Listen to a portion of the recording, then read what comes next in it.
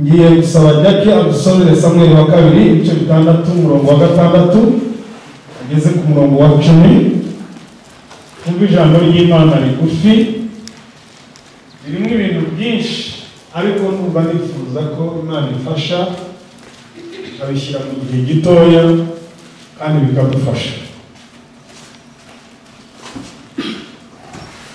Samuel wa 2 ibice 6 guhera ku murongo wa 6 ugeze ku wa 10. some aravuga ngo bageze mu mbuga ihurirwamo ya Yanakoni, aza arambura ukuboko kuramira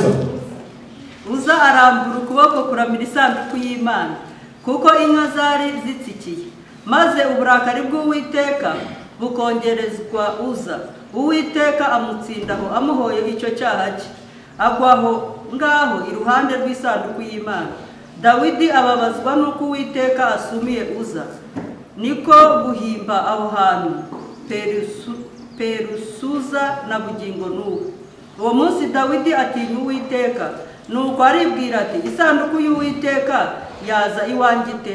Dawidi yanga gukuraho isanduku y'Uwiteka ngo ayicyure iwe mu rurembo rwa Dawidi, ahubwo ayinyuza hirya ayicyura mu nzu ya Abidedomu w'umunyegati.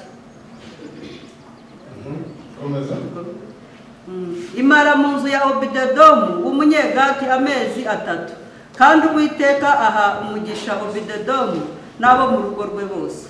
Bukeye babwira umwami Dawidi bati, Uwiteka yahaye umugisha Obidedomu n'urugo rwe n'ibyo afite byose kubw'isanduku y'Imana. Dawidi aherako arahaguruka ajya gukura isanduku y'Imana kwa Abidedomu, ayicyura mu rurembo rwa Dawidi yishima. Werekerera aho ngaho.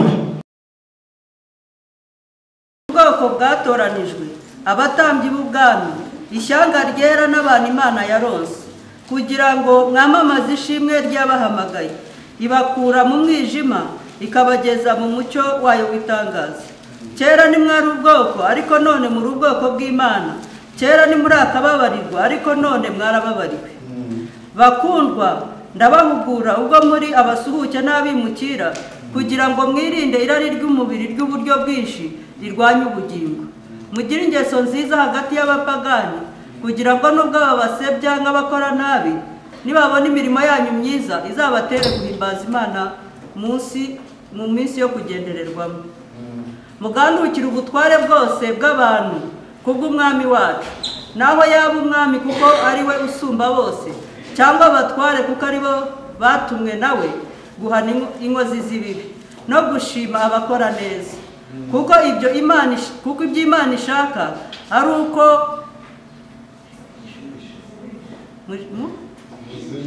muzibisha abantu b'abapfapfa batagira icyo bamenya gukora neza kwanyu, mumeze nk'ab'umudendezo koko. Ariko uwo mudendezo mukawutwikiriza ibibi, ahubwo mugenze nk'imbata z'Imana. Mwubaha abantu bose, mukunde bene data, mwubaha Imana, mwubaha umwami. Bagaragu b'imbata, mugandukire ba shobuja, mububashye rwose, atari abeza n'abagira neza gusa, ahubwo n'ibigoryi.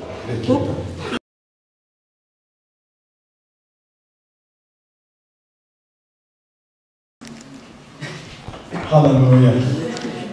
Ndashaka kuvuga, kubera ko ndi bukoresha samari, ndashaka kuvuga guhuza ibi byanditswe byose. Hari n'ibindi biri hano tudasomye, ariko numva Imana yanyujije mu mutima muri iki gihe kugira ngo bidufashe.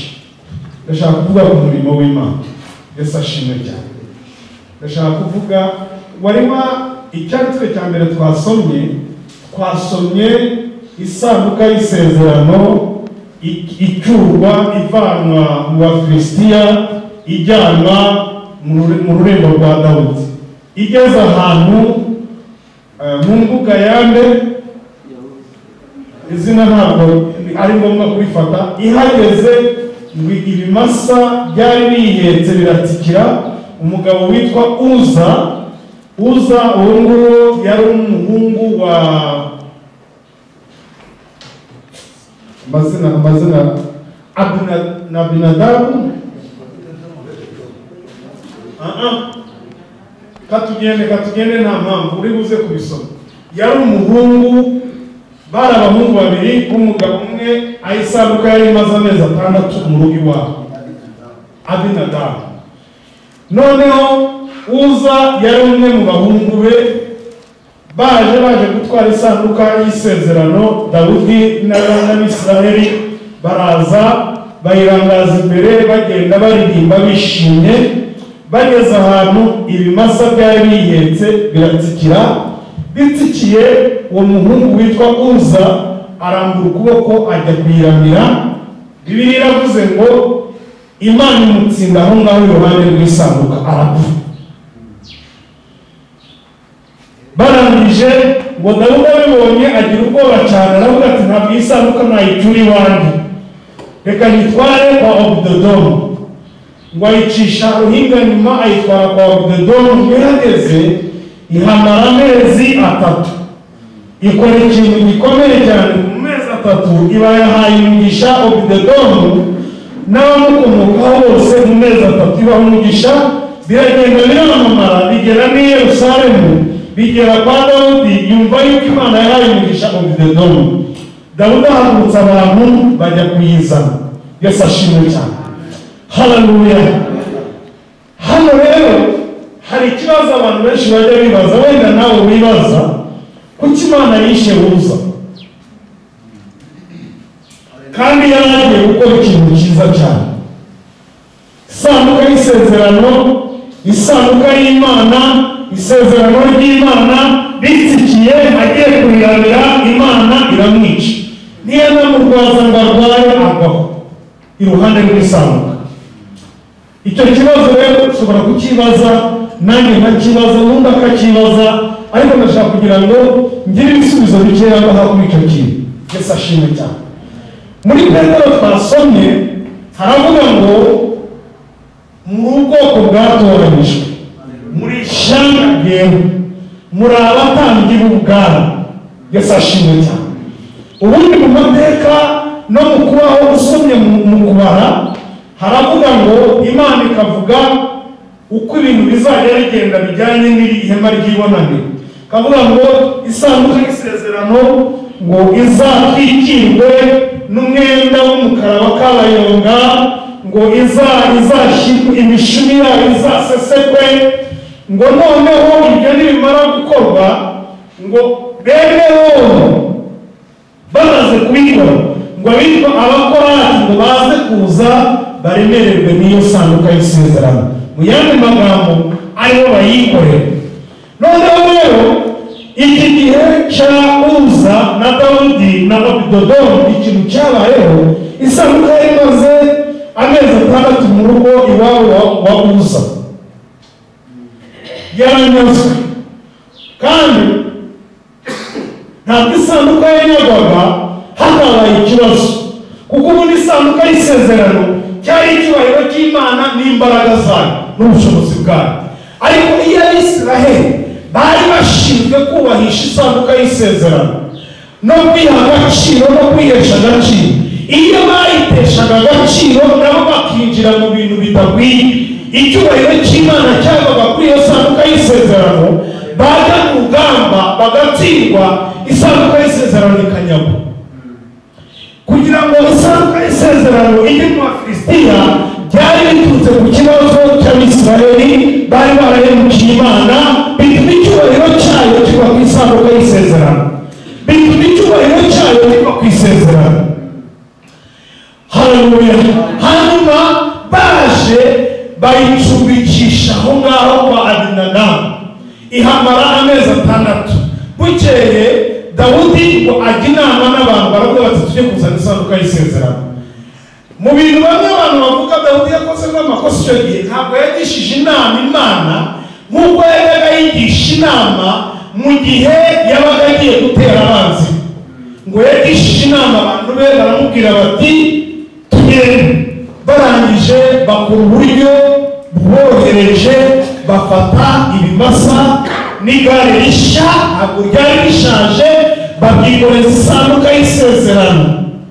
Noneho bitangira gupfira aho ngaho. icyagombaga kwikorera isanduka y'isezerano kiba gikuweho, haba hashyizweho uburyo bworoshye bwo kubikora. noneho bageze muri urwo rugo uza bavuga ko iyi sanduka yari imaze iwabo. Yesu ashimwe cyane. hari n'igihe bayishyize ahantu hamwe n'ikigirwamana cyabo cyitwa Dagoni, ngo barabibandikana baravuga si imana zose, si imana zose, barayifata bayishyiramo, ngo bigejeje nijoro ngo irangije isubira mu bumana bwayo, ifata Dagoni irayiterura iyikubita hasi. ngo bagarutse basanga yambuye Dagoni, bakagira ngo ni ikintu cyabaye kubw'impanuka, wenda nimba biri muri iyo nzu yahaciye yikubita hasi aho. ngo barangije bayisubiza ku gitereko cyayo, ariko Imana n'icyubahiro cyayo ikaba irabona yuko imiteshwa agaciro, irimbaho ko iri ahantu idakwiye kubiri. ngo bigejeje nijoro nanone, ngo bagiye kuza basanga Dagoni ngo yikubise hasi, yacitse ijosi, yacitse n'ukuboko. Yesu ashimwe. hanyuma ngo bibatera ubwoba, baravuga iyi sanduka y'isezerano rya Isirayeli nisubire iwabo. none ahangaha icyo nshaka kuvuga ni iki? niba hari ikintu kibabaza Imana, ni ukubona ikintu cy'isezerano gikomeye gikorwa mu buryo budakwiye, kigakorwa n'utabyitondeye wabyiteho. impamvu nasomye muri Petero ni ukuvuga ngo mu isezerano rya kera hari abantu Imana yari yaratoranyije ngo aba ngaba nibo bazajya bikorera isanduka y'isezerano. umuntu uwo ari we wese, ndetse Bibiliya ikavuga ngo mu kubara bavuga ngo niba yikorera ntibakajya bagira ikintu bakoraho kugira ngo badapfa.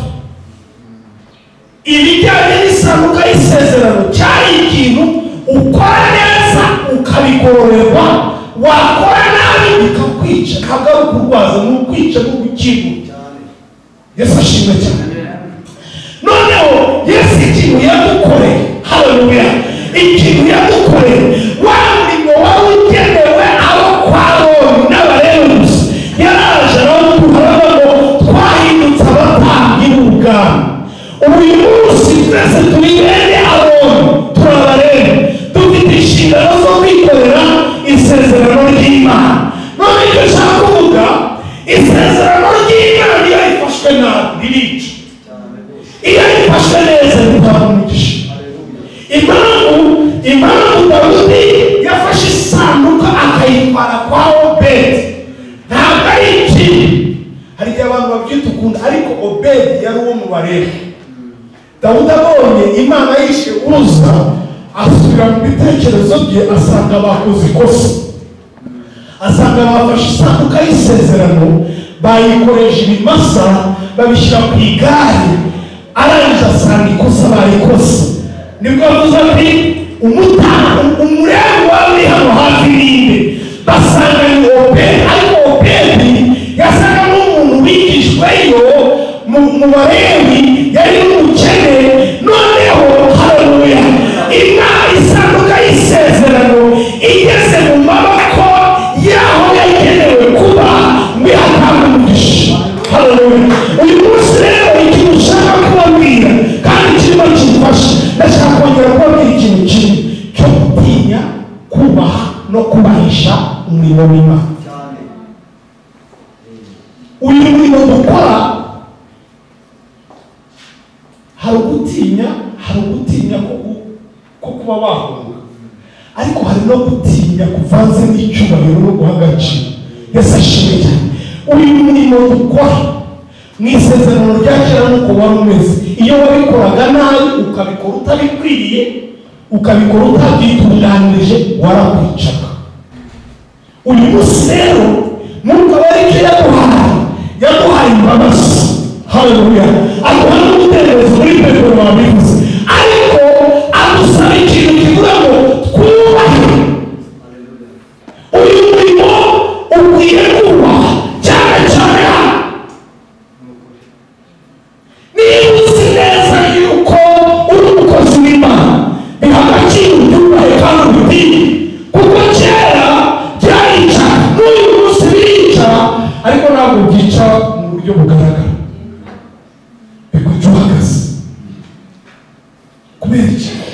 kubera gutinyuka. Hari ikintu mu Kinyarwanda bita kurimbuka, kutubahuka umurimo w'Imana tukawukura tuwutinya, tukamenya yuko uyu murimo kera hari wawugenewe. Uze gusoma mu kumara baragusobanurira neza ibijyanye n'isanduka y'isezerano. Icyo gihe bagendaga isanduka y'isezerano bayihekaga ku bitugu, ariko uyu munsi isanduka y'isezerano ntabwo ihekwa ku bitugu. Isanduka y'isezerano iri mu mitima yacu. Biradusaba rero n'abantu bahetse isanduka y'isezerano kugenda twitonze kandi dutinya umushyitsi. Haleluya. Tutamenyera, tutinjira aho tudakwiye kwinjira, tudakora ibyo tudakwiye gukora, tukayubaha kuko niko gaciro n'imbaraga byacu. Uko turushaho gukorera Imana tuyubaha, niko imbaraga zayo zirushaho kugaragara hagati yacu. Uko turushaho gutinyura ibintu byayo, niko turushaho kwitinyura Abafilisitiya. Haleluya. Haleluya. Yesu ashimwe cyane. Usome muri Bibiliya no mu mateka, igihe cyose Imana yashaka gukora ikintu yashakaga ibikoresho. Yesu ashimwe cyane. Turi mu kinyejana cyaho umurimo w'Imana ufite icyo usabwa. Turi mu kinyejana cyaho umurimo w'Imana n'utubahishwa n'abana b'Imana uzasuzugurwa. Usuzugurwa n'Abafilisitiya bawutinyutse. Wari ahantu bageze isanduka y'isezerano iri mu maboko y'Abafilisitiya, ngo abantu barabungura ngo bakunda iki kintu kiba muki.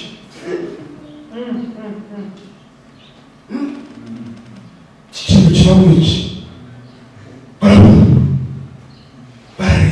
Ariko ikibazo singi nubwo Imana yishe bari ikabicisha ibikiri, ariko ikibazo ntabwo arimo cyaruturutse kuri bari bakwiye kubahisha isanduka y'isezerano, batayubahishije.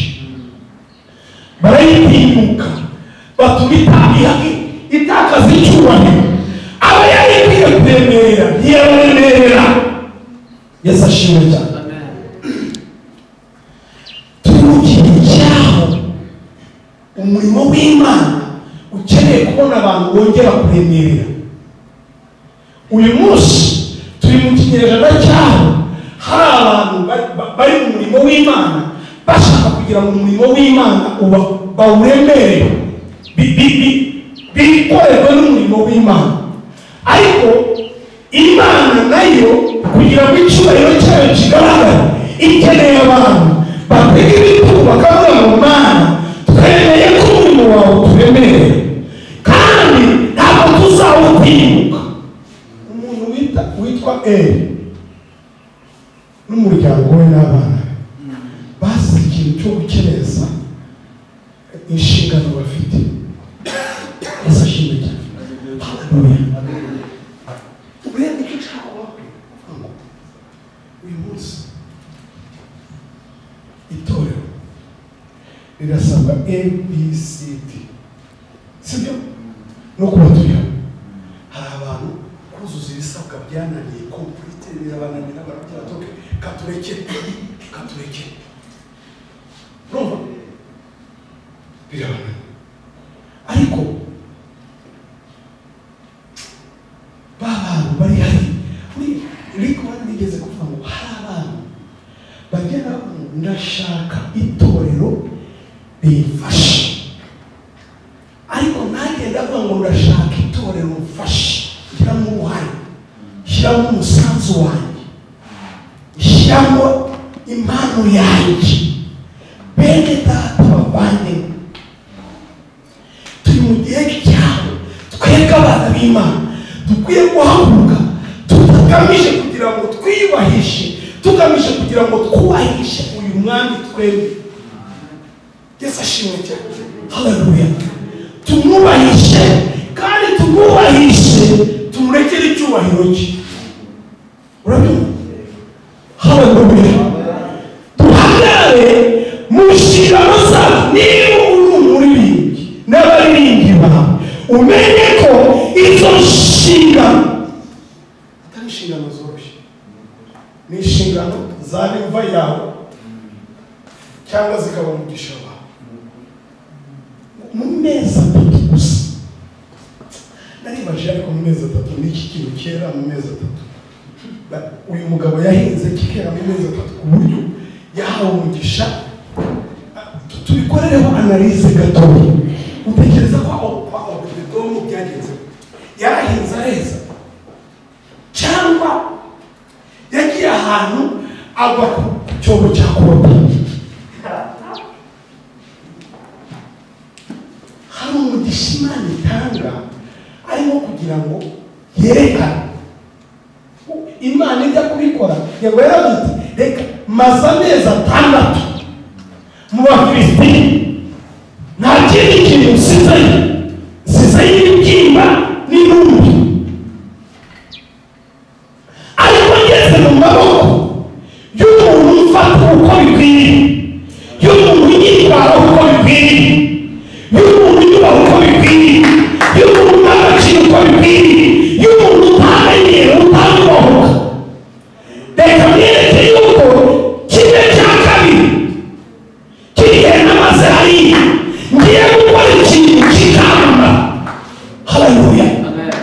Reka mbabwire bene data, reka twongere dusubire mu mavi yacu, wongere utekereze Imana niyo kubaha, nubwo yaguhaye umudendezo wo kuyegera, tudaciye umuntu uwo ari we wese, ariko tumenye yuko ariyo kubaha. Yadushyiriyeho kugira umutima mbere yo kugira ubushobozi. Sinzi niba mucyumvise, kugira umutima wo gukora ibintu mbere yo kugira ubushobozi. Hari igihe abantu bashyira imbere ubushobozi, ariko mu by'ukuri Yesu yabikuyeho aravuga ati okay, ubu ngubu aho uravuga ngo ushobozwa byose nande na Kristo. Haleluya. Ntabwo rero ubushobozi ariko bwitaweho, ntabwo ubushobozi ariko bureba, ntabwo ubushobozi ariko buhawe agaciro, ahubwo igihawe agaciro ni ukuvuga ngo umutima. Haleluya.